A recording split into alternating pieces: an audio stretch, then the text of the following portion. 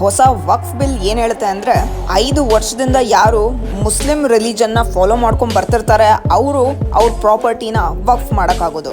Waqf by ಯೂಸರ್ನ remove ಮಾಡಿಬಿಟ್ಟಿದ್ದಾರೆ. Government ಅವ್ರು ತಂದಿರೋ ಈ ಹೊಸ ಬಿಲ್ಲಿಂದ ಕಾಂಟ್ರವರ್ಸಿ ಆಗಿಬಿಟ್ಟಿದೆ. ಫಸ್ಟು ಸರ್ವೆ ಕಮಿಷನರ್ ಯಾರು ಇದನ್ನ ಸರ್ವೆ ಮಾಡ್ತಿದ್ರು, ಈಗ ಗೌರ್ಮೆಂಟ್ ಅವ್ರ ಕಡೆಯಿಂದ ಡಿಸ್ಟ್ರಿಕ್ಟ್ ಕಲೆಕ್ಟರ್ ಈ ಕೆಲಸ ಮಾಡ್ತಾರೆ.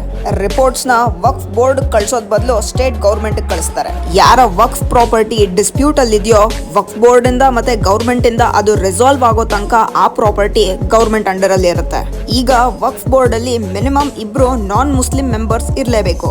ಅದ್ರ ಜೊತೆಗೆ 2 ಮುಸ್ಲಿಂ ಹೆಣ್ಮಕ್ಳು ಇರಬೇಕು. ಮುಂಚೆ ವಕ್ಫ್ ಟ್ರಿಬ್ಯೂನಲ್ ಅಲ್ಲಿ ಒಬ್ಬ ಮುಸ್ಲಿಂ ಲಾ ಸ್ಪೆಷಲಿಸ್ಟ್ ಇರ್ತಿದ್ರು. ಆ ಜಾಗದಲ್ಲಿ ಇವಾಗ ಸ್ಟೇಟ್ ಗೌರ್ಮೆಂಟ್ ಆಫೀಸರ್ನ ಕೂರಿಸಿದ್ದಾರೆ. ಅದು ಅಲ್ಲದೆ ವಕ್ಫ್ ಫೈನಾನ್ಸ್ ಆಡಿಟ್ ಏನಾಗುತ್ತೆ ಅದನ್ನು ಈಗ ಗೌರ್ಮೆಂಟ್ CAG ಅವರೇನೆ ಮಾಡ್ತಾರೆ. ವಕ್ಫ್ ಟ್ರಿಬ್ಯೂನಲ್ನ ಇಂಪ್ಯಾಕ್ಟ್ ಏನಿತ್ತು ಅದು ಕಮ್ಮಿ ಆಗಿದೆ. ಶಿಯಾ ಮತ್ತೆ ಸುನ್ನಿ ಅದರಲ್ಲಿ ಇವಾಗ ಆಗಾ ಖಾನಿ ಮತ್ತೆ ಬೋರಾ ವಕ್ಫ್ ಬೋರ್ಡ್ ಆಡ್ ಆಗಿದೆ.